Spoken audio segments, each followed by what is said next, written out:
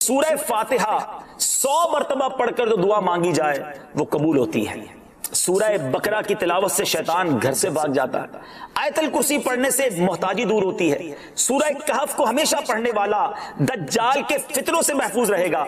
वालिदैन की कब्र पर हर जुमा सूरह यासीन की तिलावत करने से उसकी हुरूफ की तादाद के बराबर उनके गुनाह बख्श दिए जाते हैं। सूरह अद-दुखान पढ़ने से मुश्किल दूर होती है। जो करीबुल मर्ग हो उस पर सूरह जासिया का दम करने से खात्मा बिल खैर होता है। सूरह हुजरात का पढ़ना और दम करके पीना घर में खैर और बरकत के लिए मुफीद है।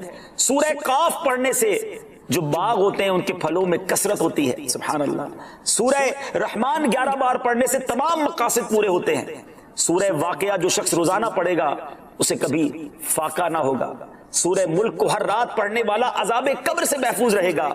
सूरह मुज़म्मिल को 11 बार पढ़ने से हर मुश्किल आसान हो जाती है। सूरह मुद्दस्सिर को पढ़कर हिफ्ज़े कुरान की दुआ मांगने से कुरान करीम का याद करना आसान हो जाता है। जो बच्चे हिफ्ज़ कर रहे हैं उनके लिए जबरदस्त वजीफा है। सूरह अन-नाज़िआत पढ़ने से जां कनी की तकलीफ नहीं होगी। सूरह दुहा पढ़ने से भागा हुआ आदमी वापस आ जाएगा।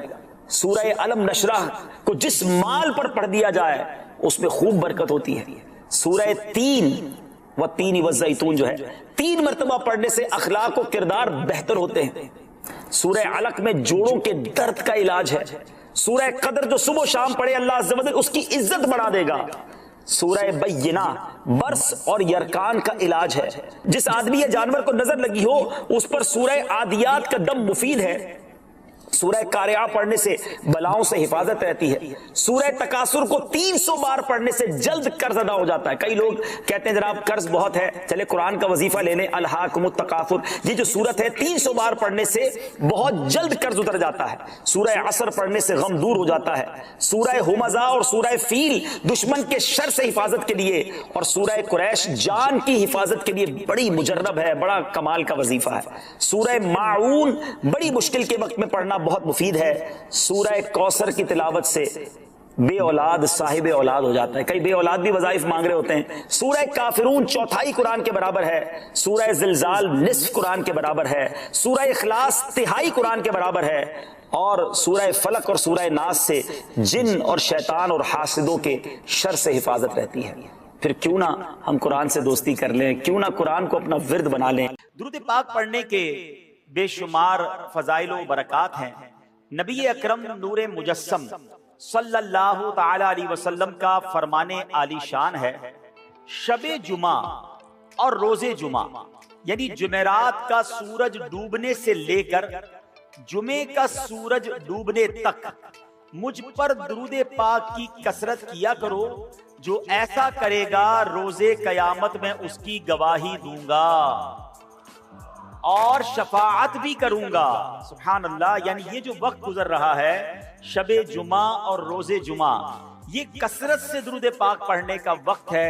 इन औकात में बिलखुसूस दीगर फजूल बातों से बचकर, फजूल कामों से बचकर ज्यादा से ज्यादा दुरूद पाक पढ़ने हैं। आइए मिलकर मोहब्बत के साथ बावाज़े बुलंद दुरूद पाक पढ़ लें। सल्लू अलल हबीब सल्लल्लाहु ताला अला मुहम्मद सल्लल्लाहु अलैहि वसल्लम। यार इस्लामी भाइयों, बीरे सबा ये एक तारीखी शहर है जो कि फलस्तीन के करीब है। ये बहुत बड़ा शहर बन गया है। पहले वो एक छोटा सा गांव था। अरबी में बीर कुएं को कहते हैं और सबा का माना है 7। ये जो गिनती वाला 7 होता है ना, 7। तो अब इसको बीरे सबा क्यों कहा जाता है? 7 अदद वाला कुआं, इससे क्या मुराद है? इसके बारे में मुख्तलिफ रिवायात हैं। एक रिवायत यह है कि अल्लाह के नबी हजरत इब्राहिम अलैहिस्सलाम को जब आग में डालने का वाकया पेश आया तो आग जब आपके लिए गुलजार बन गई, इस वाकये के बाद आपने एक इलाके बाबिल की तरफ हिजरत की और मिस्र से होते हुए इस जगह पर पहुंचे जहां ये बीरे सबा, ये कुआं मौजूद है। उस वक्त हजरत इब्राहिम अलैहिस्सलाम की उम्र जवानी की उम्र थी। अल्लाह पाक ने आपको बहुत सारा माल अता फरमाया। आपके पास मवेशी जो थे, गाय, भैंसें और दीगर जानवर बहुत ज्यादा हो गए थे।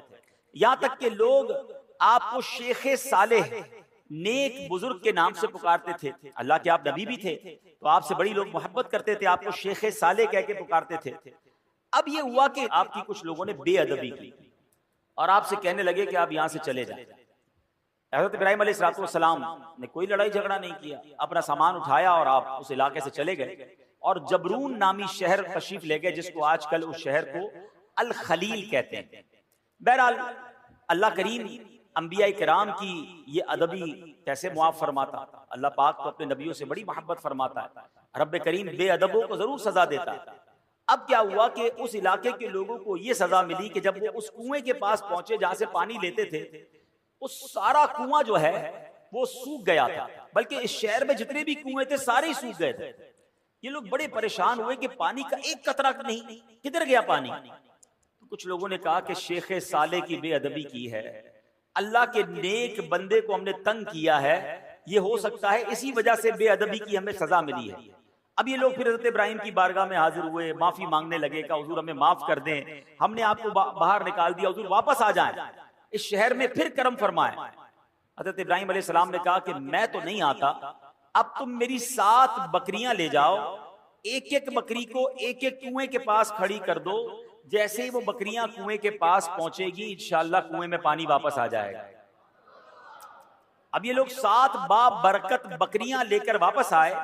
जो ही उन्होंने बकरियों को कुएं के पास खड़ा किया, अल्लाह की रहमत देखें, उसी वक्त कुएं उबल पड़े और देखते ही देखते पानी से कुएं भर गए।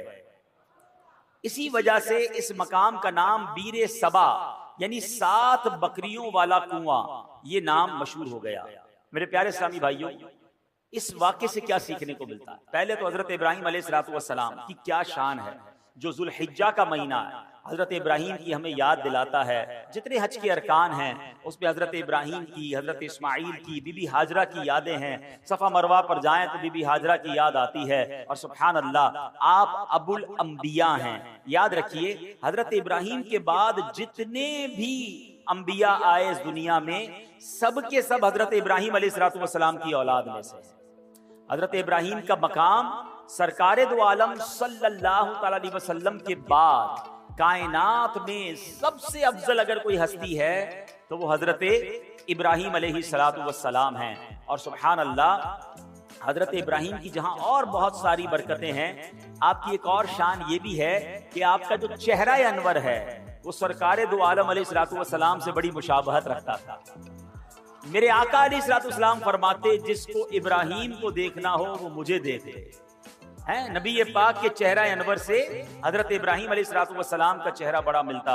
तो सुभान अल्लाह, एक तो उनका मर्तबा इतना बड़ा, तो पता चला कि अल्लाह वालों की, अल्लाह के नेक बंदों की अगर बेअदबी की जाए तो फिर रब अज़्ज़ वजल बरकत उठा लेता है, फिर अल्लाह उसे सजा देता है। उलमाए किराम मौजूद हैं। मेरा तो बहुत छोटा सा मुताला है, मगर 2 ही चीजों के बारे में पढ़ने का मौका मिला कि 2 बुरे काम ऐसे हैं, अगर कोई बंदा उन 2 बुरे कामों में से कोई काम करता है तो उसके बारे में फरमाया, ये काम करने वाला ऐसा है कि अल्लाह उससे जंग का ऐलान फरमाता।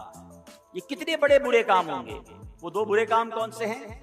एक तो सूद का काम करने वाला, और दूसरा फरमाया अल्लाह के किसी वली से जो दुश्मनी करे, रब उससे जंग का ऐलान फरमाता। अब मुझे बताइए, अल्लाह से जंग करके कोई जीत सकता है? नहीं ना। तो फिर हर मामले में, हर तरीके से, किसी भी सूरत सूद के करीब नहीं जाना। अब सवाल यह है कि हमें कैसे पता चले अल्लाह का वली कौन है? ये जरा समझिएगा मेरी बात। अल्लाह ने अपने औलिया को अपने बंदों में छुपा कर रखा है। देखिए, अंबिया तो जिनके नाम हमें मालूम हैं वो अंबिया हैं, ठीक है, और 1,24,000 अंबिया, जितने भी अल्लाह के अंबिया है सब पर हमारा ईमान है। अब सहाबा की भी एक लिस्ट है कि जिन्होंने नबी पाक अलैहिस्सलाम का दौर भी पाया और उनका दीदार किया या उनकी सोबत उठाई, ईमान की हालत में उनका दीदार किया, ये सोबत उठाई और ईमान पर उनका खात्मा हुआ, विसाल हुआ, वो सहाबी हैं। लेकिन वली को कैसे पहचाने? तो उलमा फरमाते हैं कि अल्लाह ने अपने वलियों को लोगों में छुपा के रखा है। हो सकता है आज शिकारपुर के इस इज्तिमा में अल्लाह के बहुत सारे औलिया किराम मौजूद हों, हमें नहीं पता। तो अब करना क्या होगा कि हमें हर मुसलमान से अदब से बात करनी है, हर मुसलमान से प्यार से बात करनी है, किसी का दिल नहीं दुखाना। क्या पता मैं किसी के साथ बदतमीजी करूं, वही अल्लाह का वली हो। और वैसे हर मुसलमान के साथ बदतमीजी से बचना है? अदब तो सबका करना है, लेकिन अल्लाह के वली के साथ तो बेड़ा गर्क हो जाएगा ना। तो अपनी जबान को एहतियात से इस्तेमाल करें, लोगों के साथ जो है वो बदतमीजी ना करें, किसी पर जुल्म ना करें, किसी पर ज्यादती ना करें। हमें क्या मालूम अल्लाह की बारगाह में इसका क्या मर्तबा है, बल्कि अहादीस में ये मजमून मिलता है कि कुछ लोग ऐसे होंगे कि जो परागंदा बाल होंगे, यानी बाल बिखरे हुए होंगे, कपड़े उनके इतने अच्छे नहीं होंगे, उनको अपनी महफिल में कोई नहीं बुलाता होगा, ना आए तो कोई नोटिस भी नहीं करता। आका अलैहिस्सलाम फरमाते हैं मगर अल्लाह की बारगाह में उनका वो मकाम होता है कि अगर वो कसम उठा ले किसी मामले पर, रब उनकी कसम पूरी फरमा देता है। हम तो आम तौर पे लोगों से मिलते भी उनके लिबास को देख कर, हाँ यार ये जरा रख रखाव वाला है, इससे मिलना है, इसको साथ बिठाना है, नहीं यार इसके कपड़े मैले हैं, ये तो दिखने में बड़ा गरीब लगता है, टूटी हुई चप्पल पहनकर आया है, इसको कहां अपने करीब आने दूं, इसके कपड़ों से बू आ रही है। नहीं, किसी के लिबास, किसी के हुलिये, किसी की गुर्बत देखकर उसको उसकी बेइज्जती नहीं करनी है।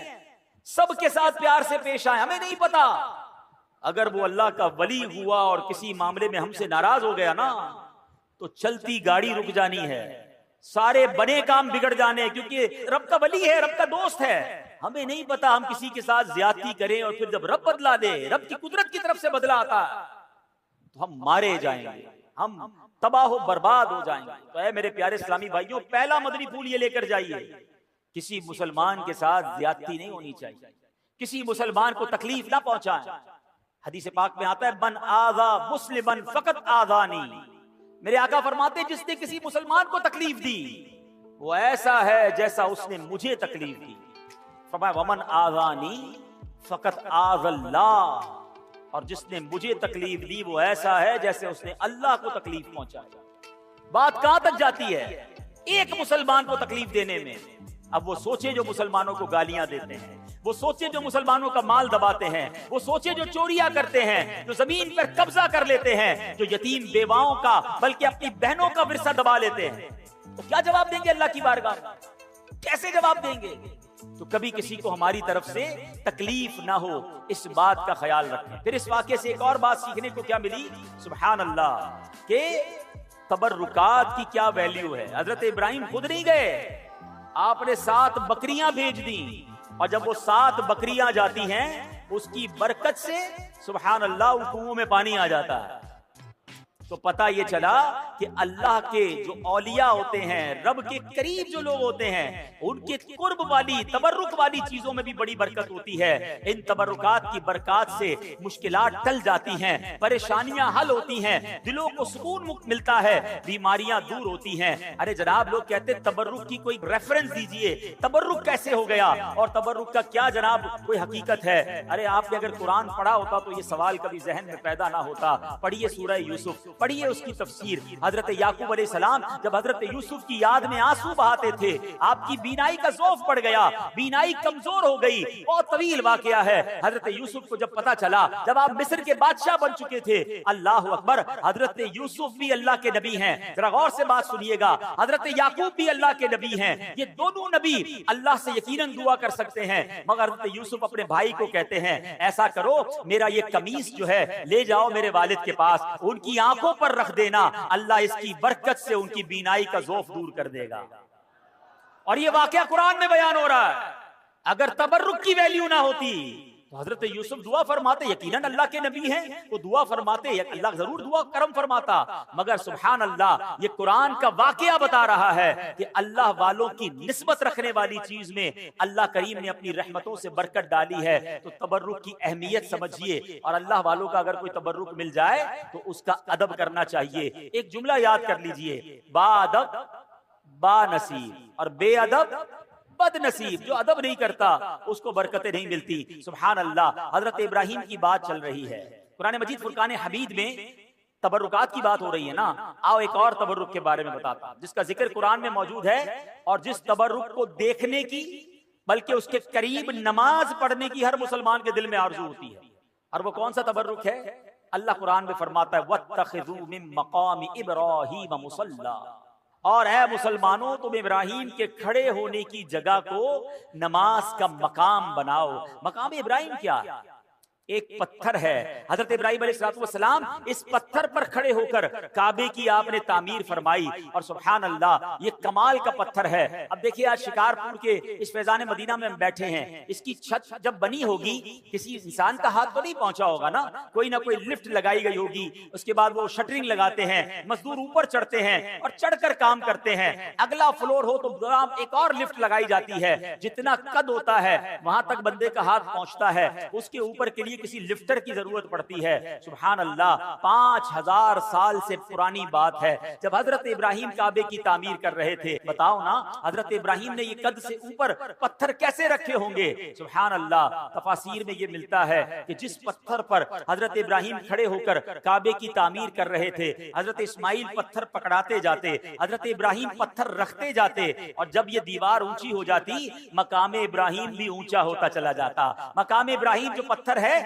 वो लिफ्ट का काम करता था, वो ऊंचा हो जाता, आप ऊपर पत्थर रखते, जब नीचे पत्थर रखना होता वो पत्थर नीचे आ जाता। सुभान अल्लाह, ये कैसा मौजज़ा है। बल्कि सुनो, 5000 साल के बाद भी आज भी अपनी आंखों से जब आप मकाम इब्राहिम का दीदार करते हैं ना, तो हजरत इब्राहिम के कदमों के निशान आज भी नजर आते हैं। अल्लाह ने इस तबर्रुक को कैसे बाकी रखा है, इसकी हिफाजत का कैसे इंतजाम किया है। जनाब, 400-500 साल, 700-800 साल में इमारत तबाह हो जाती है, इमारत मखदूश हो जाती है, गिरने के करीब हो जाती है। ये पत्थर 5000 साल से ज्यादा इस मैदान में गोया पड़ा हुआ है, इस मैदान में जलवा फरमा है। इस पत्थर पर अब जाकर ये जो मकाम इब्राहिम के ऊपर आप देखते हैं ना, एक बहुत खूबसूरत सा गोल्डन कलर का एक केस बना दिया गया है, एक उसको हिफाजत कर दी गई है उसकी।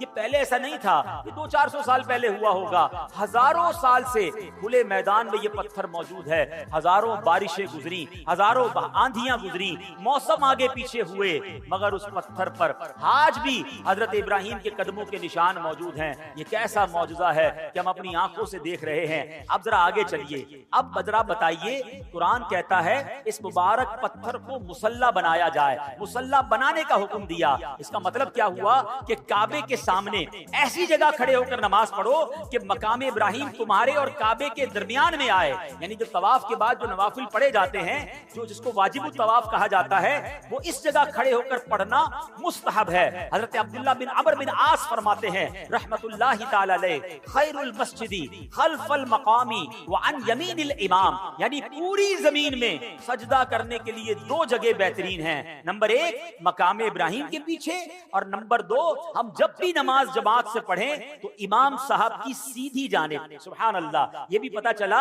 कि जब जब जमात में नमाज पढ़ने का मौका मिले, अल्लाह करे बा जमात नमाज हम पढ़ने वाले बन जाएं। फिर पहली सफ पे जाकर नमाज अदा किया करें, और कोशिश करें पहली सफ में जो मौजिन साहब के साथ पे राइट साइड की जगह है, अल्लाह करे वो मिल जाए। फरमाए ये बेहतरीन जगह है। तो सुभान अल्लाह, मकाम इब्राहिम के पीछे नमाज पढ़ना है। अब एक और जरा थोड़ा सा बारीक सा मसला समझ लो, इंशाअल्लाह इश्क़ रसूल में और इजाफा हो जाएगा। अब जरा समझिएगा, मकाम इब्राहिम क्या है? एक पत्थर है। हाँ, ये जन्नती पत्थर है, बड़ा मुकद्दस पत्थर है, लेकिन ऐन नमाज में इस पत्थर की ताजीम करने, यानी इसे मुसल्ला बनाने का हुक्म दिया। अब सोचने की बात है, उलमा बैठे हैं कि हालत नमाज में एक पत्थर की ताजीम करने से नमाज में कोई नक्स नहीं आता है, नमाज में कोई कमी नहीं आती है, नमाज टूटती नहीं है, बल्कि नमाज मुकम्मल रहती है।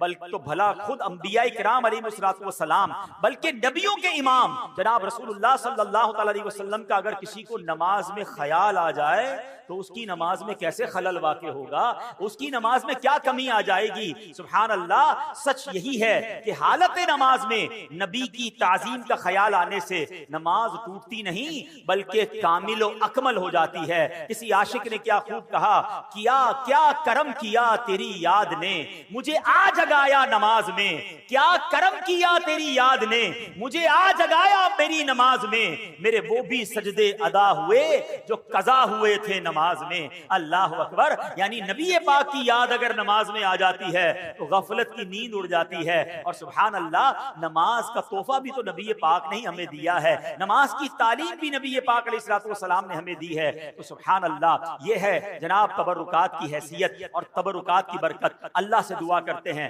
रब्बे करीम हमें मक्का पाक की हाजिरी अता फरमाए, हज की शहादत नसीब फरमाए, मकाम इब्राहिम का दीदार नसीब फरमाए और मकाम इब्राहिम के पास नमाज अदा करना भी नसीब फरमाए। हाँ, एक मसला बता देता हूँ, जब जब ये फजीलत सुनते हैं ना तो हमारे कुछ हाजी साहिबान समझते हैं, चाहे वो उम्रे पर जाएं या हज पे जाएं, कि जनाब आप तो बिल्कुल मकाम इब्राहिम के पीछे नमाज पढ़ेंगे तो नमाज होगी, वरना नमाज ही नहीं होगी।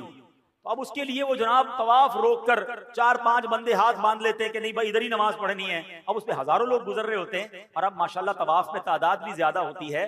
तो अगर मकाम इब्राहिम पर आपको जगह ना मिले तो हरम पाक में जहां भी जगह मिले आप वहां पर वाजिब तवाफ जो है, जो नमाज के नवाफिल हैं तवाफ के, वो अदा कर सकते हैं। वो कहीं भी अदा कर लें, मकाम इब्राहिम पर जाकर अदा करना जरूरी नहीं है। बहरहाल मेरे प्यारे इस्लामी भाइयों, हजरत इब्राहिम का जिक्र खैर हो रहा है। एक मरतबा हजरत इब्राहिम अलैहिस्सलाम समुद्र के किनारे से गुजर रहे थे।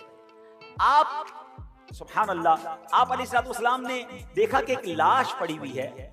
हालत यह है कि समुद्र की मछलियां भी उससे नोच रही हैं और परिंदे भी उसका गोश्त खा रहे हैं। ये देखकर हजरत इब्राहिम अलैहिस्सलाम को बड़ी हैरत हुई। वैसे हजरत इब्राहिम अलैहिस्सलाम का ईमान और यकीन कितना पुख्ता था, इस पर तो कोई कलाम नहीं हो सकता। आप जैसा कामिल ईमान वाला कौन हो सकता है? ये तो सिर्फ एक हैरानी थी कि ये लाश जब कई सारे टुकड़ों में बढ़ गई है, इसका कुछ गोश्त मछलियों के पेट में चला गया है, कुछ परिंदों के पेट में चला गया है, कुछ पानी में लग लग कर गल गया है। एक लाश के इतने सारे टुकड़े बट गए हैं, कयामत आने में अभी सदियां बाकी हैं। हैरत की बात यह कि अल्लाह कैसे कयामत के दिन मुर्दों को जिंदा करेगा और ये सारा गोश्त जो इसके जिस्म पर वापस आ जाएगा। सुभान अल्लाह, आपने रब्बे करीम की बारगाह में सवाल किया, रब्बी अरिनी कैफ तुह्यिल मौता, ऐ मेरे रब तू मुझे दिखा दे कि तू मुर्दों को किस तरह जिंदा फरमाएगा। अल्लाह अकबर। अब आपका ईमान तो मजबूत है मगर आंखों से देखना चाहते हैं। इस पर कोई एतराज कर सकता था कि शायद हजरत इब्राहिम को कोई शक था, लिहाजा अल्लाह पाक ने हजरत इब्राहिम अलैहिस्सलाम की जबानी ही जवाब दिलवाया। इरशाद हुआ, अवलम तुमिन, क्या तुझे यकीन नहीं? हजरत इब्राहिम ने अर्ज किया, बला वलाकिन लियत्मइन्न कल्बी, यकीन क्यों नहीं मगर ये चाहता हूं कि मेरे दिल को करार आ जाए। अपनी आंखों से देखना चाहता हूं मौला तेरी कुदरत कैसी है। सुभान अल्लाह, मैं देखना चाहता हूं, मुझे इल्मुल यकीन हासिल है, मुझे ऐनुल यकीन यानी आंखों से देखकर मजीद पक्का यकीन हासिल करना चाहता हूं। सुभान अल्लाह, रब्बे करीम ने क्या हुक्म दिया, रब्बे करीम ने ये ख्वाहिश कैसे पूरी फरमाई। फरमाया, इब्राहिम 4 परिंदों को लो, उन चारों परिंदों को अपने साथ कुछ हिला भी लो। अब इन चारों परिंदों को ज़िबाह करो और उन सबका कीमा बनाकर चारों को एक दूसरे के साथ मिला लो और इन चारों टुकड़ों को मुख्तलिफ जगहों पर रखकर उन्हें पुकारो, अल्लाहु अकबर। हजरत इब्राहिम ने क्या किया, 4 परिंदे लिए, एक मोर लिया, एक मुर्ग, एक कबूतर और एक गिद्ध, एक रिवायत में कव्वा, ये 4 परिंदे लिए, इनको जनाब ज़िबाह किया गया। इन चारों के सर हजरत इब्राहिम ने अपने पास रख लिए और इसका कीमा बनाया। कीमा बनाकर 4 पहाड़ों पर अलग अलग रख दिया।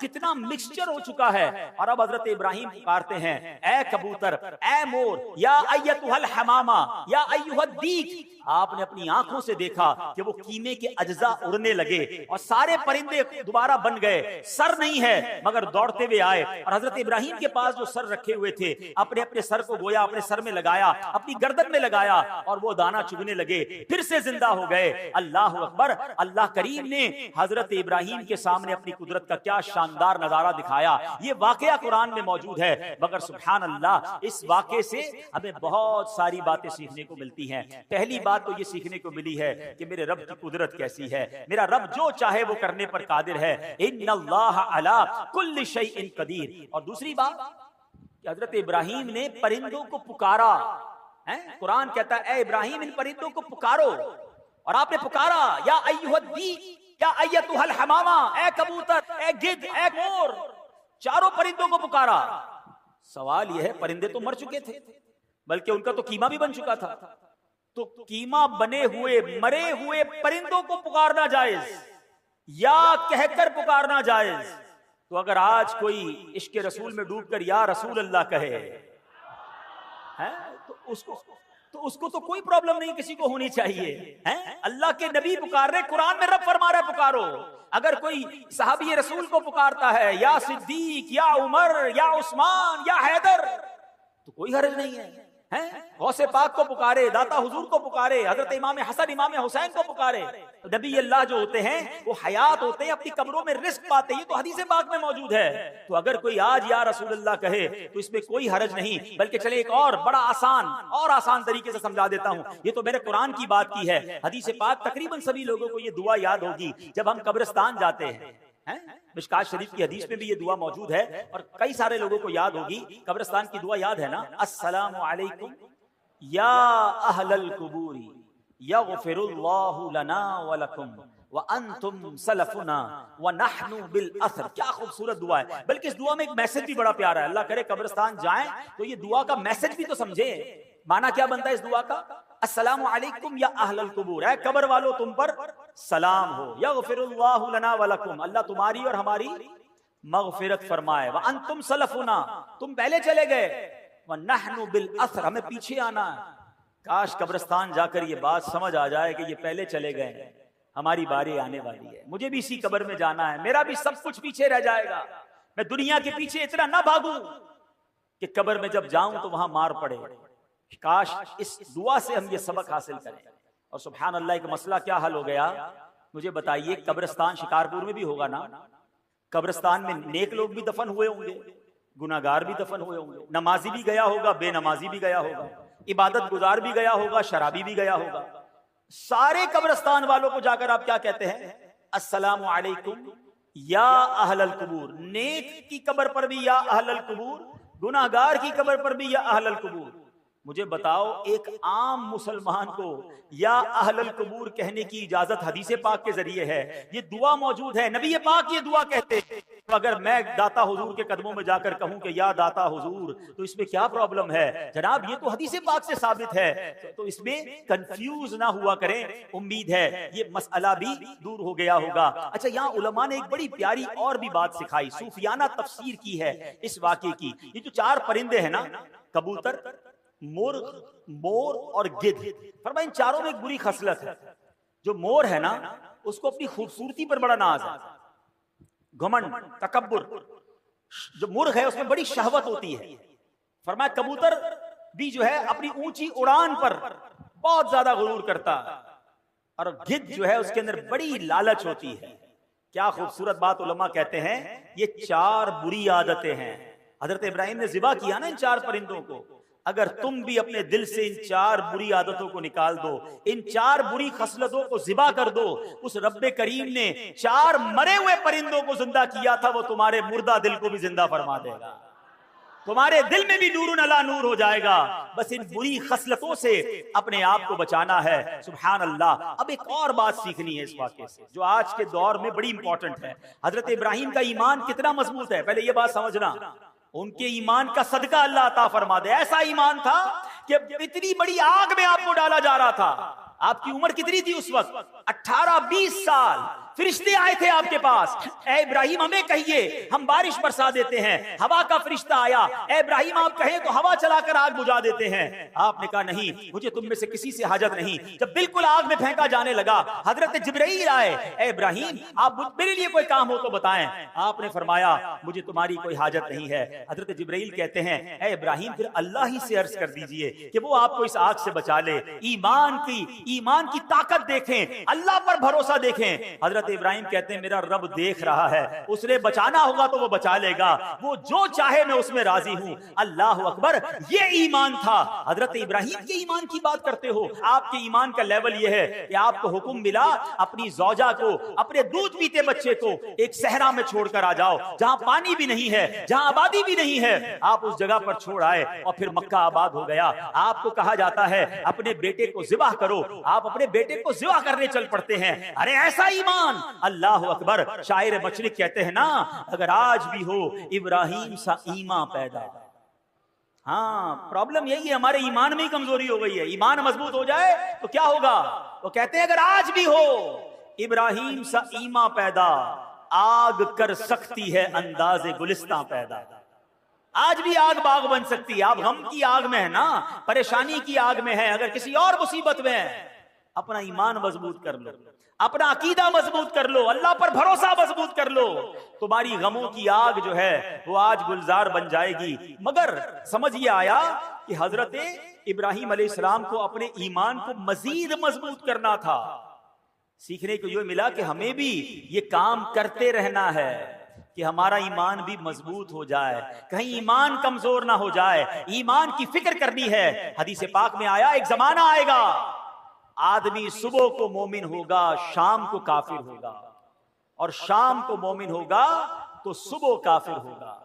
आजकल तो जनाब तरह तरह के फितरे हैं, ईमान के डाकू घूम रहे हैं। बाद अल्लाह कोई अकीदा खत्मे नबूवत पर अटैक कर रहा है, कोई जनाब हमारे औलिया किराम साहबा किराम के हमारे जो उनसे ताल्लुक है उस पर अटैक कर रहा है, कोई जनाब अंबिया किराम के बारे में माज़ अल्लाह हमारे दिल से मोहब्बत निकालने की कोशिश कर रहा है। और आज सोशल मीडिया का जमाना है, जिसको देखो सबको सुनने का शौक है। ना करना ऐसा मेरे प्यारे इस्लामी भाइयों, जो लोग हमें अंबिया किराम साहबा किराम औलिया किराम से दूर करना चाहते हैं, और आज के दौर में उलमा किराम से दूर करना चाहते हैं, जिन्होंने हमें जोड़ कर रखा है इस दीन के साथ। हमें उन लोगों की बात नहीं सुननी चाहिए। ईमान की हिफाजत की फिक्र कीजिए, क्योंकि यही बात आला हजरत ने आज से 100 साल पहले समझा कर गए। मेरे रजा कहते हैं, सूना जंगल रात अंधेरी शाही बदली काली है, सोने वालों जागते रहियो चोरों की रखवाली है। आंख से काजल साफ चुरा लें या वो चोर बला के हैं। कैसा मुहावरा इस्तेमाल किया, आंख से काजल कौन चुरा सकता है? आंख के अंदर ही काजल होता है ना। कहां बड़े मक्कार चोर हैं, ऐसी चालें लेकर आएंगे, दीन की बात करके तुम्हारा दीन ले जाएंगे, हैं इल्म की बात करके तुम्हें इल्म दीन से दूर कर देंगे। तुम्हें कहेंगे कुरान ही तो सुना रहा हूं, मगर तुम्हें अल्लाह रसूल की मोहब्बत से आरी कर देंगे। ऐ मेरे प्यारे इस्लामी भाइयों, अब जागने का दौर है, समझने का दौर है। क्या कहते हैं, आंख से काजल साफ चुरा लें या वो चोर बला के हैं। तेरी गठड़ी ताकी है और तूने नींद निकाली है। अरे तेरा ईमान छीनने आए हैं और तू अब गाफिल हो गया है। तो ऐ मेरे प्यारे इस्लामी भाइयों, हजरत इब्राहिम का ये वाकया बता रहा है कि ईमान को स्ट्रेंथन करने के लिए, ईमान को मजीद मजबूत करने के लिए हमें सोचना होगा। पहले के दौर में फितने कम थे, मगर ईमान बचाने की लोगों को फिक्र ज्यादा थी। आज के दौर में फितने ज्यादा हैं, ईमान के लुट जाने का जनाब सबब ज्यादा हो गए, मगर लोग ईमान की हिफाजत की फिक्र नहीं करते। आप मुझे एक बात बताएं, अगर हमारे पास कोई कीमती चीज हो, उसकी हिफाजत की कितना सोचते हैं? किसी के पास अगर मिसाल देता हूं, कीमती मोबाइल अभी जेब में होगा, तो हर थोड़ी देर बाद अपने जेब पे हाथ लगाते हैं, यार मोबाइल है कि नहीं है, कहीं चला तो नहीं गया। कोई मोटरसाइकिल कीमती बार खड़ी करके आया होगा या गाड़ी, उसका ध्यान बार बार जाता होगा, यार लॉक सही लगाया तो नहीं लगाया था, क्योंकि कीमती है। सोना हो, पैसे हो और ताले के अंदर घर में या बैंक में रखवाते हैं। मुझे बताएं, हम सबके पास सबसे ज्यादा कीमती चीज क्या है? बताइए ना। ईमान से बढ़कर कुछ नहीं है। सारी दुनिया की दौलत किसी के पास हो और ईमान नहीं, तो उससे बड़ा गरीब कोई नहीं है। और मेरे पास कुछ ना हो, ईमान हो, तो मुझसे बड़ा अमीर कोई नहीं। क्यों? कि जो ईमान सलामत लेकर कब्र में जाएगा ना, है वो हमेशा हमेशा जन्नत में रहेगा इंशाअल्लाह। अगर गुनाहगार भी हुआ, रब नाराज भी हुआ, किसी वजह से उसे जहन्नम में डाला भी गया, तो सजा भुगतने के बाद जब वो जन्नत में जाएगा ना, फिर जन्नत से बाहर कभी नहीं आएगा। कुरान कहता है, हुम फीहा खालिदून, हमेशा हमेशा जन्नत में रहेगा। तो ईमान इतनी बड़ी नेमत है। और जो कुफर पर जिसका खात्मा हुआ, जो ईमान के बगैर दुनिया से गया, अब वो जहन्नम में जाएगा और जहन्नम से कभी भी बाहर नहीं आएगा। हुम फीहा खालिदून। अब सोचो ईमान की कितनी फिक्र करनी चाहिए, मगर यार किसी को टेंशन ही नहीं है। अपनी दुआ करवाएंगे, लोग करवाते भी है, दुआ करते भी है, या अल्लाह रोजी में बरकत दे दे, घर की हिफाजत हो, बच्चों की हिफाजत हो, फसल की हिफाजत हो। कभी तो दुआ करो या अल्लाह ईमान की हिफाजत हो। कभी तो दुआ करो या अल्लाह कब्र में ईमान सलामत लेके जाऊं। यानी ईमान के बारे में सोचते ही नहीं है। हालांकि ईमान छिन सकता है। पहले तो ये समझिए, आपको पता है मेरे आका अलैहिस्सलाम की दुआ, पहले ये बताइए प्यारे आका का कल्ब मुबारक कैसा है, आपका दिल अक़दस, आए हाय, तेरे सदके में आका सारे जहान को दीन मिला, जिनके सदके में ईमान मिला, वो दुआ करते थे। वो दुआ क्या थी? या मुक़ल्लिबल क़ुलूब सब्बित क़ल्बी अला दीनिका, ऐ दिलों को फेरने वाले, मेरे दिल को तेरे दीन पर साबित कदमी अता फरमा। ये अल्लाह के नबी दुआ हमारी तालीम के लिए फरमाते। हमें टेंशन ही कोई नहीं। ईमान की मजबूती के बारे में सोचिए। अब कैसे ईमान मजबूत हो, आइए सुनते हैं। हदीस पाक में है, ला युमिनु अहदुकुम हत्ता अकूना अहब्बा इलैहि मिन वालिदिही व वलदिही वन नासी अजमईन। आका फरमाते तुम में से कोई भी उस वक्त तक कामिल ईमान वाला नहीं हो सकता जब तक मुझे अपने वालिदैन, औलाद और सब लोगों से बढ़कर महबूब ना बना ले। तो ईमान कैसे मजबूत होगा? नबी पाक से सच्ची मोहब्बत, सबसे ज्यादा मोहब्बत। खाली नारे नहीं, गुलामी रसूल में मौत भी कबूल है, बहुत अच्छा नारा है। जिसको मौत कबूल है उसको नमाज क्यों कबूल नहीं है? उसको हराम रोजी छोड़ना कबूल नहीं है, उसको बेहयाई के काम छोड़ना कबूल नहीं है, जुए और शराब में पड़े में कहते गुलामी रसूल में मौत भी कबूल। खुद सोचिए ना, सच्ची मोहब्बत। मोमिन कामिल कब होगा? जब नबी पाक से सच्ची और सबसे ज्यादा मोहब्बत होगी।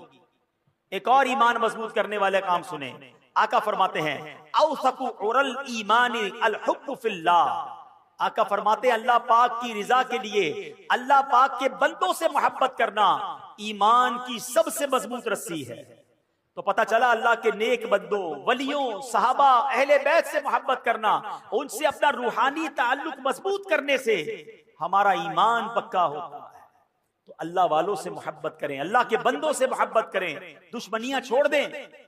एक और हदीस पाक, नबी पाक अलैहिस्सलाम फरमाते हैं, तुम में से कोई भी उस वक्त तक कामिल मोमिन नहीं हो सकता जब तक उसकी ख्वाहिशात मेरे लाए हुए दीन के ताबे ना हो जाए। यानी ख्वाहिशात पर नहीं चलना है। मेरी ख्वाहिशात, मेरी तमन्नाएं सब पीछे हैं। पहले मेरा दीन है, पहले मेरा मजहब है, पहले इस्लाम है। लोग कहते हैं यार सब चलता है, बच्चों की खुशी में सब चलता है। नहीं मेरे प्यारे इस्लामी भाइयों, अपनी ख्वाहिशात को मिटाकर इस्लाम पर अमल करना, ये ईमान को मजबूत करता है। एक और हदीस पाक सुने जो आज के दौर में बड़ी जरूरी है। मेरे आका फरमाते सल्लल्लाहु अलैहि वसल्लम, ला युमिनु अहदुकुम हत्ता युहिब्बा लि अखीही मा युहिब्बु लिनफ्सिही। तुम में से कोई भी उस वक्त तक कामिल मोमिन नहीं हो सकता जब तक अपने भाई के लिए भी वही पसंद न करने लगे जो अपने लिए पसंद करता। अब क्या हाल है? क्या आप पसंद करते हैं आपकी बेइज्जती हो? क्या आप पसंद करते हैं आपको कोई धोखा दे? क्या आप पसंद करते हैं कि आपका दिल दुखाया जाए? क्या आप पसंद करते हैं कि आपके साथ मिलावट करके कोई माल बेचे, आपका माल दबा ले? जब आप अपने लिए पसंद नहीं करते तो आप दूसरे के लिए भी ये पसंद ना करें। आप भी दूसरों की इज्जत करें, आप भी दूसरों के साथ सच बोलें, आप भी किसी को धोखा ना दें। क्योंकि मोमिन वो जब तक नहीं हो सकता जो अपने लिए पसंद करे, वो अपने भाई के लिए पसंद ना करे। तो ऐ मेरे प्यारे इस्लामी भाइयों, हमें ये बात सीखनी है कि अगर ईमान को मजबूत करना है तो इन हदीसों को मजबूत करें, इन अहादीस पर अमल करें। तो ऐ मेरे प्यारे इस्लामी भाइयों, हमें इन बातों पर अमल करना है। अब अगले चंद दिनों के बाद वो महीना आ रहा है जिस महीने को जुल्हिज्जा का महीना कहा जाता है। और ये कितना मुबारक महीना है। सरकार दो आलम सल्लल्लाहु अलैहि वसल्लम का फरमान, मा मिन अय्यामिन अल अमलु सालिहु फीहा अहब्बु इलल्लाहि मिन हादिहिल अय्याम। कोई दिन नहीं है कि जिसका नेक अमल करना अल्लाह के यहाँ इन 10 अय्याम से बढ़कर महबूब हो। यानी आम दिनों में नेकी की जाए वो भी अल्लाह को बड़ी प्यारी है, लेकिन आम दिनों की निस्बत जुल्हिज्जा यानी अशरा जुल्हिज्जा जो है, जुल्हिज्जा के जो पहले 10 दिन हैं, इसकी नेकियां अल्लाह के यहाँ बड़ी महबूब हैं।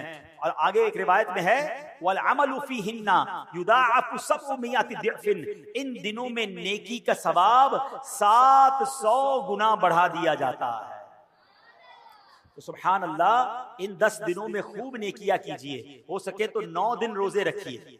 10 जुल्हिज्जा को ईद वाले दिन रोजा नहीं रख सकते कि बल्कि 10, 11, 12, 13 ये 4 दिन और फिर ईद उल फितर 5 दिन पूरे साल में रोजा रखना जायज नहीं। और सुभान अल्लाह, उलमा कहते हैं ये जो 4 दिन है ना बकरा ईद के, ये रोजा ना रखो, ये अल्लाह की तरफ से तुम्हारी दावत है।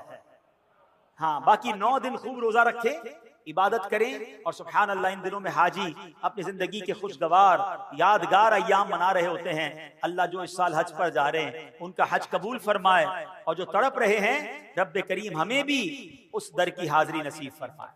हजरत इब्राहिम अलैहिस्सलाम ने हमारे लिए एक पैगाम भी भिजवाया है, ये पता है? हाँ, अल्लाह के खलील ने, हजरत इब्राहिम अलैहिस्सलाम ने हम उम्मतियों के लिए, सरकार अलैहिस्सलाम की उम्मतियों के लिए एक पैगाम भिजवाया। वो क्या हुआ कि मेराज की रात मेरे आका फरमाते हैं, मेरी इब्राहिम अलैहिस्सलाम से मुलाकात हुई। आपने फरमाया ए महबूब अलैहिस्सलाम अपनी उम्मत को मेरा सलाम पहुंचाइए। आए हाय, अल्लाह के नबी हज़रत इब्राहीम हमें सलाम ता फरमा रहे हैं। और फिर फरमाया कि ए महबूब सल्लल्लाहु अलैहि वसल्लम अपनी उम्मत को फरमाइए कि जन्नत पाक और जरखेज जमीन है और खाली मैदान की सूरत है।